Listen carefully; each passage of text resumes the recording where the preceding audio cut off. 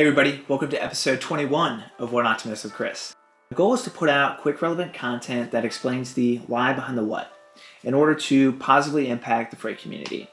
Now, in today's episode, we're going to talk about why 2021 is not the year to procrastinate your Christmas shopping. And to help us out here, let's take a look at the earth-shattering import volumes we've been experiencing for over a year now.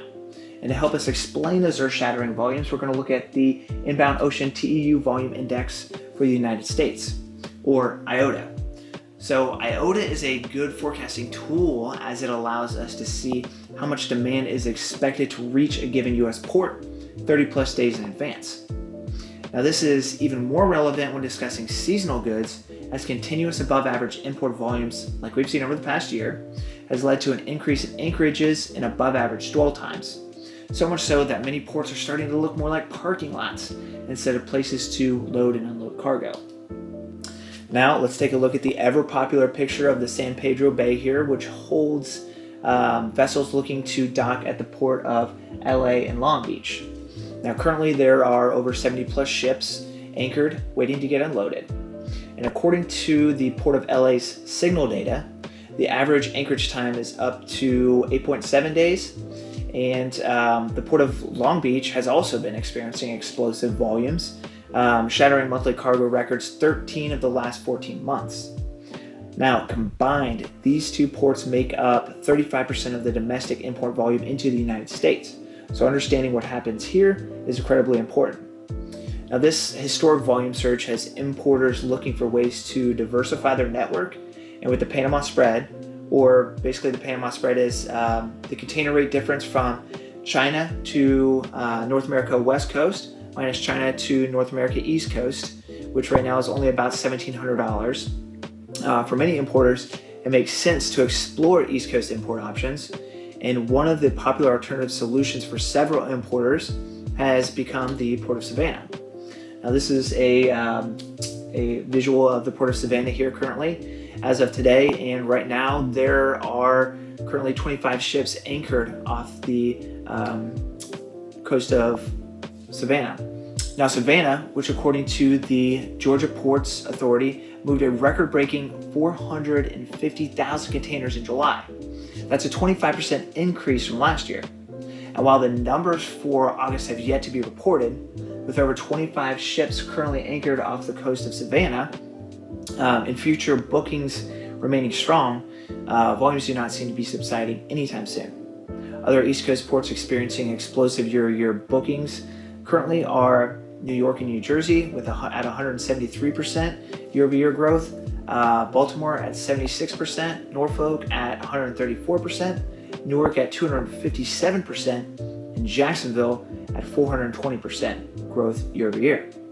Now, the persistent amount of elevated import volumes for over a year now and bookings yet to arrive have and will continue to put pressure on an already maxed out domestic transportation environment. That which requires an abundance of capacity operating efficiently in order to fill store shelves and fulfillment centers in time for Christmas.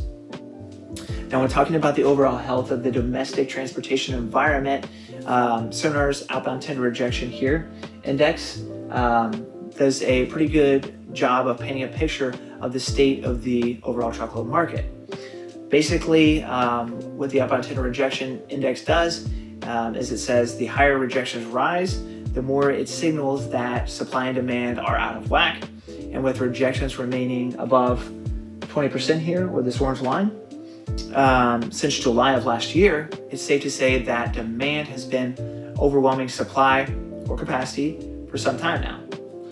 Now, in ordinary market conditions, rail would serve as a relief valve.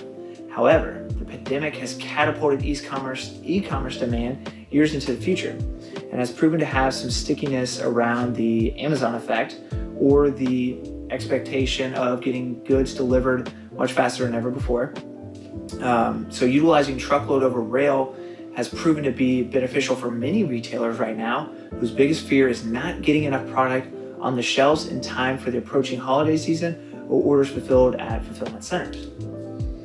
Now, we can see why many retailers share this fear, as the most recent downstream average for transportation capacity within the LMI came in at a very compressed 28.8%. For those of you who are not familiar with the LMI, or the Logistics Managers Index, it is a change index, so it is not a measure of absolute growth. Anything over 50% represents expansion, and below 50% represents contraction.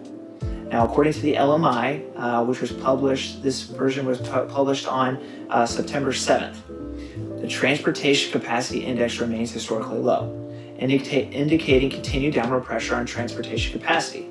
Further, our data indicates that the downward pressure on transportation capacity remains extremely strong for downstream firms in supply chain, indicating that companies are facing significant challenges in ramping up shipments for the approaching holiday season. That's directly from the LMI. So in conclusion here, importers are experiencing an extreme amount of bottlenecking across all modes of transportation, which directly impacts the speed at which goods are and will continue to be available to consumers. So if you want to avoid this year, don't wait until the last minute this holiday season, or little Jamie may not get that long-awaited Turbo Man after all.